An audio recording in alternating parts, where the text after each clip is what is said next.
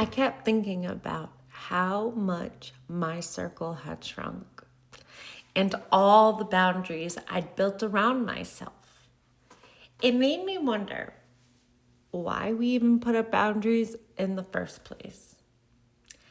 How do you know when they're healthy and when they've gone toxic? If you're anything like me, you've ended up in situations where you gave too much or you weren't sure if people were taking too much from you. For what felt like forever, I couldn't figure out where I fit in friendships, partnerships, and relationships. Then a pattern began to show up, and I couldn't ignore it. I kept attracting people who needed help with their emotions or figuring themselves out. I became the person who offered clarity and peace to anyone who came my way. But somewhere along the way, it got confusing. I didn't always know when to step in or when to step back. Sometimes I'd point out patterns I noticed even when no one asked, and their reactions were all over the place. Some thanked me, some ignored me, and some confronted me.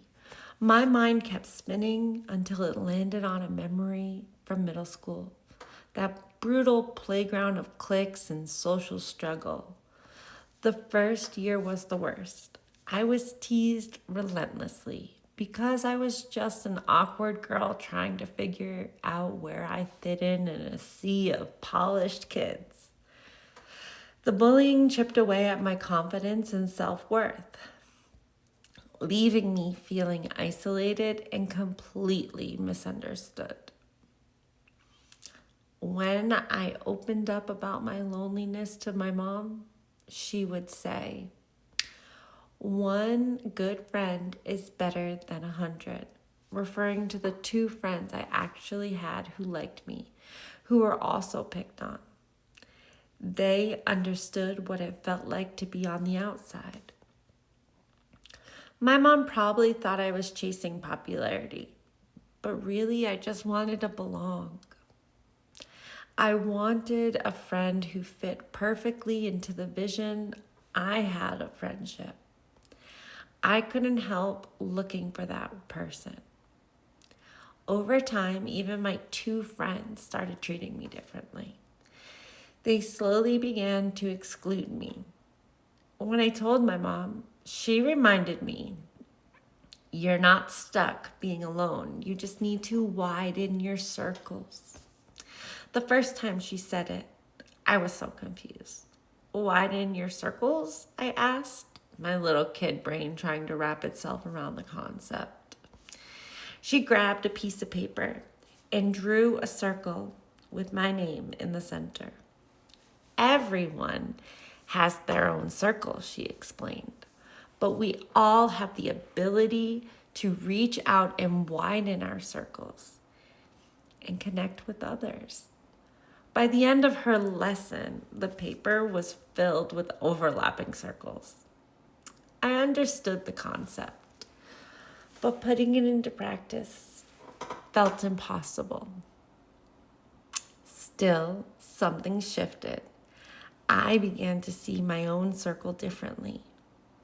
I started imagining an invisible bubble around me, one I could control, shrink, or expand as needed. In my mind, it had color. A soft ombre pink at the edges, fading into a warm yellow at the center. I wanted my circle to feel like joy, gentle, comforting like sunshine. But its outer edge had to be strong, not fragile like a soap bubble. I imagined its perimeter as a protective barrier like a bouncy ball, a barrier of resilience because I no longer wanted to feel the world's pain so deeply. That's when I realized my old circle had no boundaries at all. It had been wide open, exposed, without edges, without protection. I was tired of feeling small, tired of being made to feel less than because of the bullying. So I cut ties with my longtime friends, not out of hate, but because I needed something different. A part of me felt guilty, but I pushed that guilt aside, knowing deep down that as long as I stayed in that circle, I couldn't grow into the person I wanted to be. The person who wasn't a target anymore. I reinvented myself. I changed my style, my attitude, even the way I carried myself. It was a full makeover, inside and out. I made it my mission to be everyone's friend, crafting inside jokes, staying likable, and switching up my vibe depending on the group I was with. I blended in without even trying, but this time it felt different. I was the one calling the shots, deciding who got close and who didn't. I could feel people's energy even if I couldn't see it, and some just hit different. I guess I was one of the cool kids now, or at least that's how it looked. I started throwing invite-only parties, the kind people whispered about in the halls. My guest list was a mix of girls from all circles, all of them effortlessly cool, the prettiest, boldest, most magnetic people in the room. I wasn't a mean girl. I treated people how I wanted to be treated, like I was subconsciously testing the law of attraction or something. I was usually upbeat and chill, but if someone crossed the line, I didn't just take it, I pushed back harder. That's when I found my backbone, and it felt solid, like nothing could shake me. I became this mirror to everyone around me because honestly, sharing too much energy felt exhausting.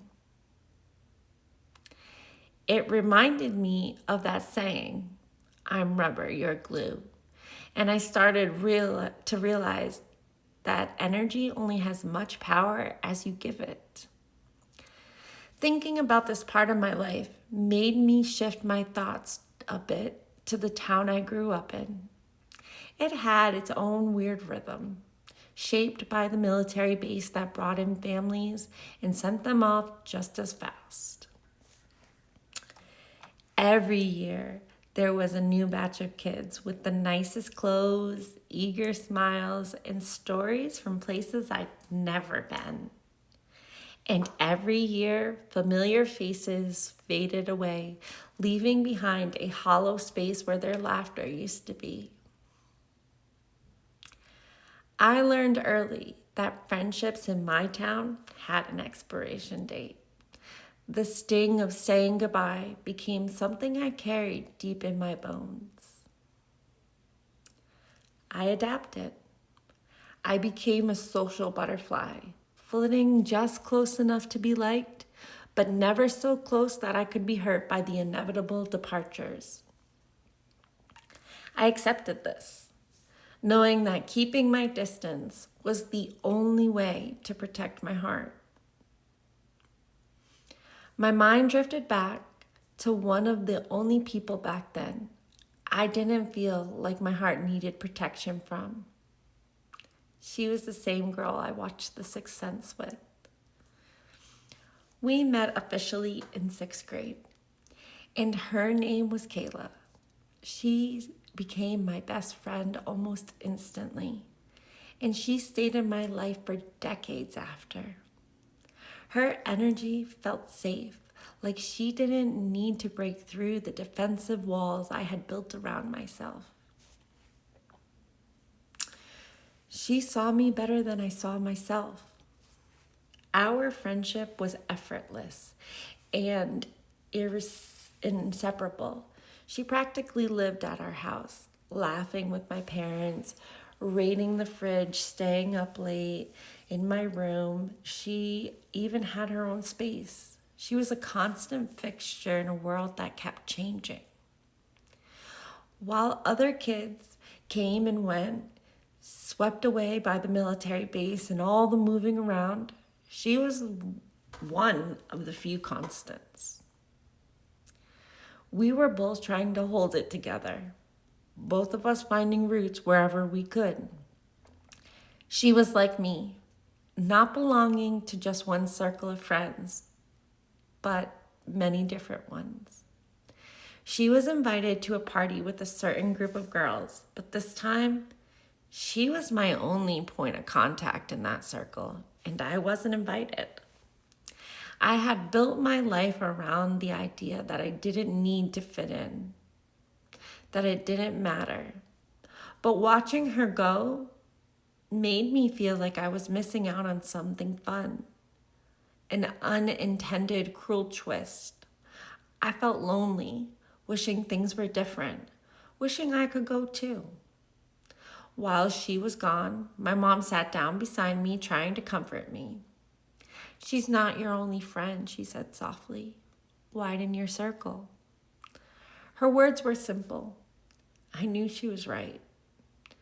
When Kayla came back home after the party, everything was fine.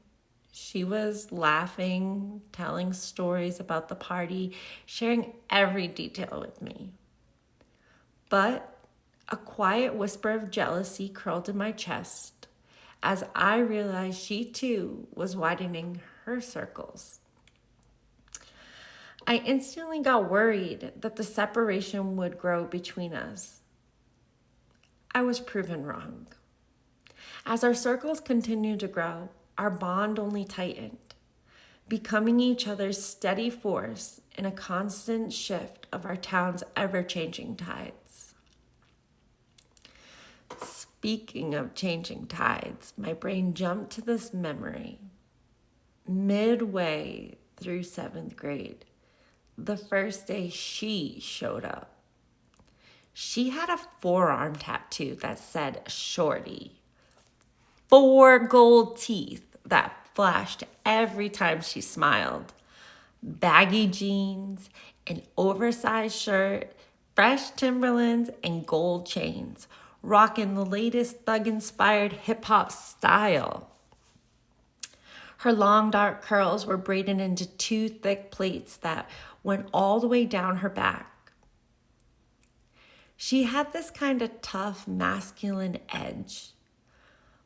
But there was no hiding her beauty. Her lashes framed wide, deep brown eyes that felt like they held a million stories. And her grin, flashing those gold teeth, was totally contagious.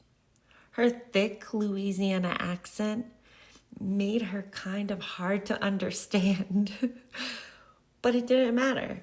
She carried herself with this insane confidence that didn't need words, and everyone around her seemed too scared to even breathe near her.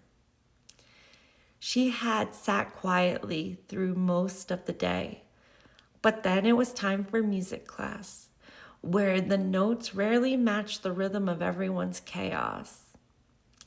The troublemakers clustered in their usual corner, a blur of noise and laughter.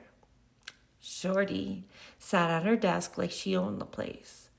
Mine was diagonal to hers, and I kept finding my eyes drifting her way. My mom's voice echoed in my mind, "Widen your circles." The words felt like an invitation, but also a challenge. As I observed her, something in me recognized her loneliness. Her tough exterior mirrored the defensive circle I had crafted against the world. The only difference was that she wore hers as a persona, while mine was imagined in energy.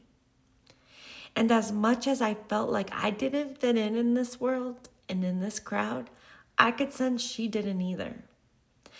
I knew that if we became friends, I'd have protection by association from any potential bullying. She was untouchable, and no one would mess with me if she was on my side. I knew I could relate to whatever she's gone through. I noticed something unspoken in her energy, that she too had grown up faster than she should have. As if I could see the core of her heart. That's when I turned to her and without thinking asked, "Girl, where you from?" She looked at me and said, "Nolans." I blinked. "Excuse me?" She repeated it and I continued to stare. I still had no idea what she said. I laughed in an embarrassed kind of way. "Where's that?" She smirked.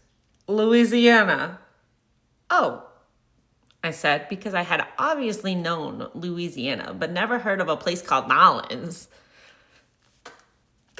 I had no idea her accent was disguising New Orleans. So I kept nodding and continuing, "Is that a small town?" She laughed and shook her head. "No, I'm from the 6th Ward. You know, Nolans." I just smiled and nodded, still having no clue where she was talking about. I worried I was testing her patience and that what I had hoped would be a new friend might turn into an enemy. I knew there would be another chance to figure out where she was from. So I blurted out, "Your mama let you get gold teeth and tattoos?" At that, the music room fell silent. All eyes on us. And it was like the whole room was holding its breath. And she shrugged. "I live with my sister." "Oh shit, girl, that's cool," I said. It totally meaning it. Because I got it. Like her, I was a caretaker for my sibling too. And just like that, my circle started to grow. For the year she was stationed at our military base, Shorty and I became best friends. We were seriously inseparable. There was a deep understanding between us. No judgment, just pure soul sister vibes. I would get dropped off at her house and we would wander the base, cracking jokes and just existing in our own little friendship world. She told me a bit about the 6th Ward in New Orleans, where she grew up. And honestly, it sounded way tougher than anything I had imagined. It was full of crime, drugs, and chaos. But she talked about it with this insane strength. Like she had survived it all and came out stronger like a phoenix. I could not help but admire her. She had this warrior energy, this resilience that I could relate to in my own way. Like I mentioned, her older sister had custody of her, but she never went into the details. I understood that it was heavy stuff, and I did not ask. I just noticed how her sister was this mix of strength and femininity, carrying both of their worlds, while she was also beautifully masculine as a soldier, but soft in her own way. They were totally yin and yang from my point of view. As if those two siblings were balancing each other. When the military assignment came in and they had to move, I was unexpectedly heartbroken. It left this weird emptiness, a quiet reminder of how much she had meant to me. The reality hit hard that staying connected was not going to happen, especially being a time before cell phones and social media. Many years later, I heard she had been living back in the 6th Ward with her family when Hurricane Katrina hit New Orleans. At the end of my 18th summer, the city was left in devastation, cut off from the world, and I worried for her. I desperately tried to reach her. Days turned into weeks, and weeks turned into a couple months. I learned she had been rescued and relocated to Texas. She finally called me. It was such a relief to hear her voice, to know she was safe after all that uncertainty. I didn't know that would be the last time I'd hear from her, because several months later, that sweet soul was ripped from this world. A casualty of fate, caught in the wrong place at the wrong time. She was walking down the street and got caught in a drive-by. 19 years old. Just like that, stolen by some random, senseless act. It hit me like a punch in the chest, a brutal reminder that sometimes only the good die young. The day we met in 7th grade will stay with me forever. Shorty taught me something I could not have learned anywhere else. Do not judge a book by its cover. She showed me what resilience really looks like and how to protect myself, using humor to shut down bullying, with sharp, witty comebacks. Without even trying, she became a low-key teacher, showing me when to push back and when to let things slide.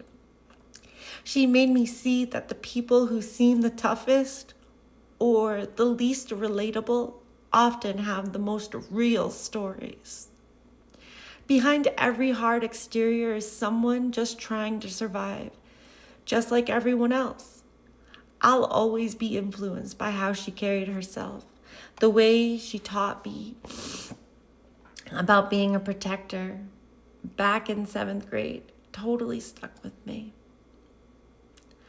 I didn't even realize it, but it kinda became my default mode. The thought of protection made my mind jump to all the ways we tried to widen our circles, and then it spun to my parents' divorce. When they finally divorced, I was 28, and it hit way harder than I thought it would. I had always been the one in the middle, the go-between. Not because they told me to be, but because it just felt like my job. I was their person, the one they vented to, the one who tried to make things okay. Sometimes it felt like I was the parent keeping the peace, cheering them on and being the safe place for them, even when I needed that safe place for myself. At first, I couldn't support my father's choices. Then it was my mother's. Then it was his again. Then it was hers. It felt like a back and forth, a dizzying loop of understanding and frustration, a seesaw of shifting sympathies until it was final. No more sides to take. No more wavering. Just two people untethering from each other, rebuilding in their own ways. My mom turned into someone I barely recognized, almost like a stranger. Maybe it was a midlife crisis, or maybe she was just figuring out who she was for the first time. Maybe she finally felt free without having to be a wife, a mom, or a person everyone expected her to be. I had always known her as the one who made the rules, who kept things in order, and made sure I knew what was right and wrong. But the woman I saw now didn't care about any of that. She blurred every line. The woman who had always warned against reckless choices was now making her own. She started going to bars, having flings, getting caught up in short-lived romances that left me both shocked and a little worried. She started dancing through life, literally and figuratively. She joined flash mobs, signed up for dance classes, and spun herself into a new kind of joy.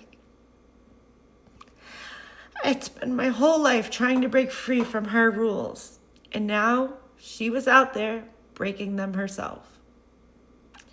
At first, I wanted to resist it, to hold on to the version of her I had always known. By keeping an open mind, I forced myself to lean in instead.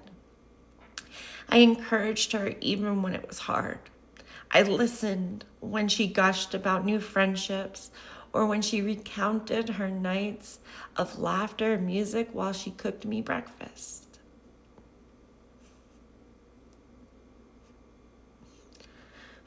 I even showed up to her dance performances, sitting in the back, watching as she lost herself in the music, admiring how much newfound confidence she seemed to have. She wasn't just the same mother I had grown up with anymore. That was okay. Maybe it was even beautiful. She had spent so many years shaping my world. Now it was her turn to reshape her own reality. One day she looked at me with a mischievous grin and said, "I want to celebrate myself. I want a divorce party." I had to stop and process. A divorce party? What was even that? A celebration to mark the end of a marriage? It felt like something out of a movie. Some bizarre twist on a wedding reception, only this time there was no happily ever after.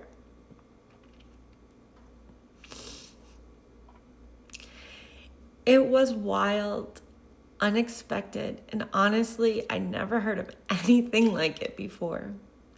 But she was serious. For some, I guessed it might be the way to find closure, to laugh at the chaos, or maybe just an excuse to throw a party and let off some steam.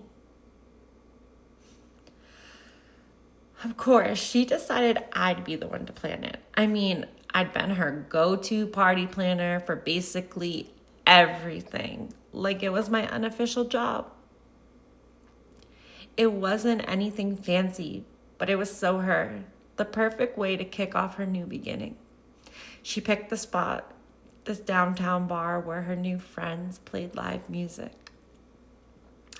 She invited them and told me to bring a few of my own friends. My budget was running on fumes, so I kept it simple. I bought a grocery store cake with a Barbie doll I placed on top, looking like she had one too many drinks. I wrote in icing, "I do, I did, I'm done." That night, we danced, we laughed, we let go. Under the glow of the neon lights, she twirled, her blonde hair blurring into streaks of pink and blue like watercolors bleeding across a page.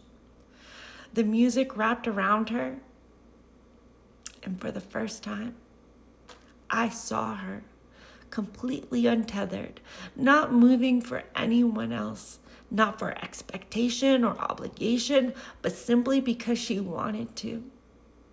There was something almost childlike in the way she let herself go. Arms raised, head tilted back, lost in rhythm. The woman I had always known, the mother who believed in rules and control, melted away, replaced by someone fully present in her own skin. And as I watched, something inside me softened. Maybe this wasn't rebellion. Maybe it wasn't recklessness. Maybe it was just joy. The kind she had spent a lifetime teaching me to chase, yet only had just begun to claim it for herself. Creating healthy boundaries is often harder than we realize. We don't truly understand their importance until something feels off. But we can't quite pinpoint why. And when we finally decide to set a boundary, it can be difficult for others to understand, especially when it goes against what they expected or wanted.